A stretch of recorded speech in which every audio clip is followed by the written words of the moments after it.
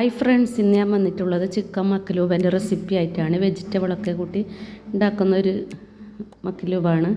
അതിന് 1 കിലോ ചിക്കനാണ് എടുത്ത് കഴുകി വൃത്തിയാക്കിയിട്ടുണ്ട്. ഇനി ഇതിനുള്ള അരി എടുക്കാം. 4 കപ്പ് ബസ്മതി റൈസാണ് ഞാൻ എടുത്തിട്ടുള്ളത്. ബസ്മതി റൈസ് തന്നെ എടുക്കാൻ ശ്രദ്ധിക്കണം.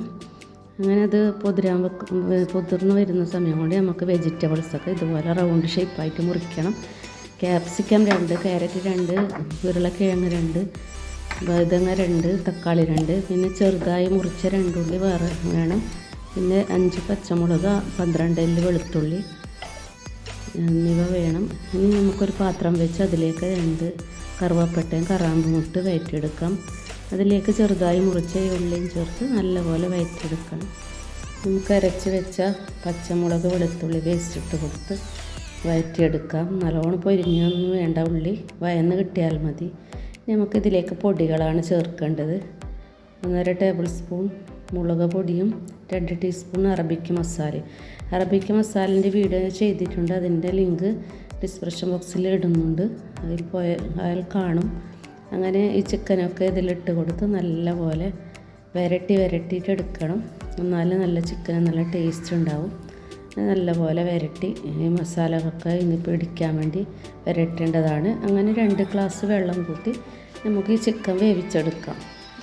അങ്ങനെ ചിക്കൻ മൂടി വെച്ച് നല്ലപോലെ വെന്ത് കിട്ടുന്ന സമയം കൊണ്ട് നമുക്ക് ഈ പച്ചക്കറികളൊക്കെ വഴറ്റിയെടുക്കാം. അങ്ങനെ ഒരു പാത്രം വെച്ച് അതിലേക്ക് എണ്ണ ഒഴിച്ച് കൊടുത്ത് ആദ്യം ഞാൻ ഉള്ളി പൊരിച്ചെടുക്കുന്നുണ്ട്. പിന്നെ അതുപോലെ എല്ലാ വെജിറ്റബിൾസും ഇതുപോലെ പൊരിച്ചെടുക്കണം.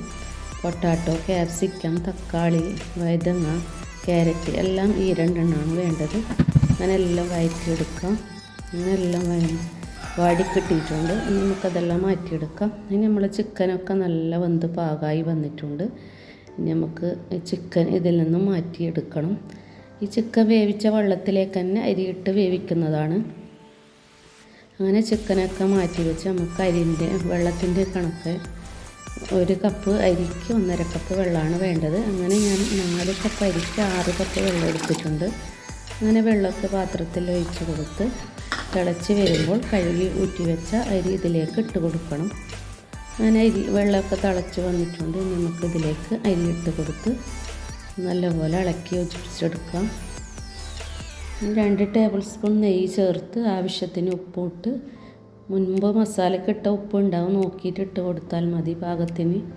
അങ്ങനെ 2 ടേബിൾ സ്പൂൺ നെയ്യും ചേർത്ത് നല്ലപോലെ ഇളക്കി മൂടി വെച്ച് വേവിച്ചെടുക്കാം.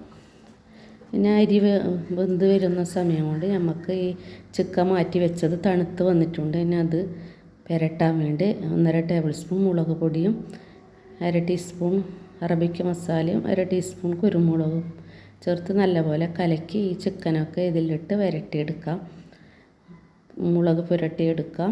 അങ്ങനെ ചിക്കൻ ഇട്ട് കൊടുക്കുമ്പോൾ ശ്രദ്ധിക്കണം, പൊടിഞ്ഞു പോകരുത്, വെന്ത ചിക്കൻ ആയതുകൊണ്ട്.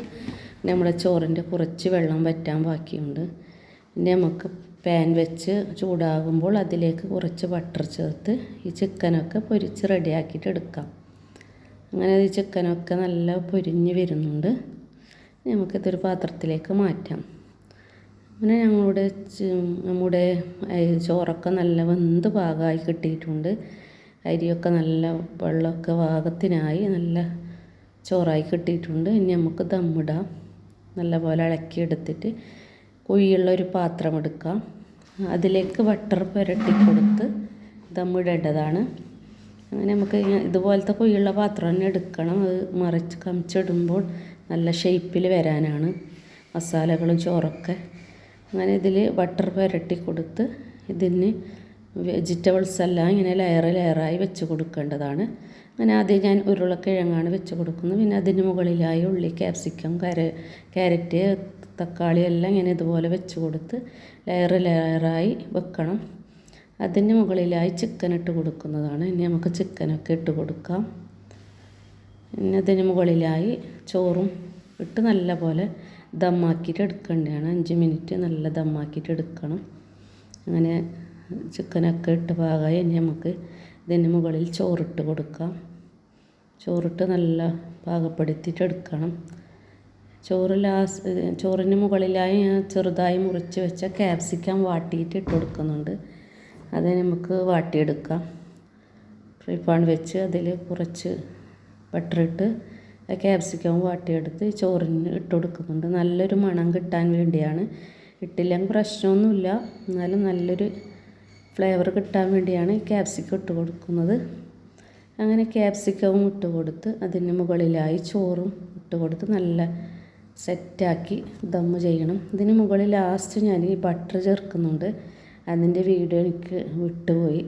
അതുകൊണ്ട് ലാസ്റ്റ് 2-3 പീസ് ഇങ്ങനെ ബട്ടർ ഇട്ട് കൊടുക്കണം. അങ്ങനെ ചോറൊക്കെ നല്ല ദമ്മായി കിട്ടിയിട്ടുണ്ട്. നമുക്കൊരു പാത്രത്തിൽ ഇട്ടാം. അങ്ങനെ വീഡിയോ ഇഷ്ടപ്പെട്ടാൽ ലൈക്ക് ചെയ്യുക, ഷെയർ ചെയ്യുക, സബ്സ്ക്രൈബ് ചെയ്യുക, ഫീഡ്ബാക്ക് അറിയിക്കണം. എല്ലാവരും ട്രൈ ചെയ്യണം. അങ്ങനെ പുതിയ പുതിയ വീഡിയോയുമായി വീണ്ടും വരാം. Thank you.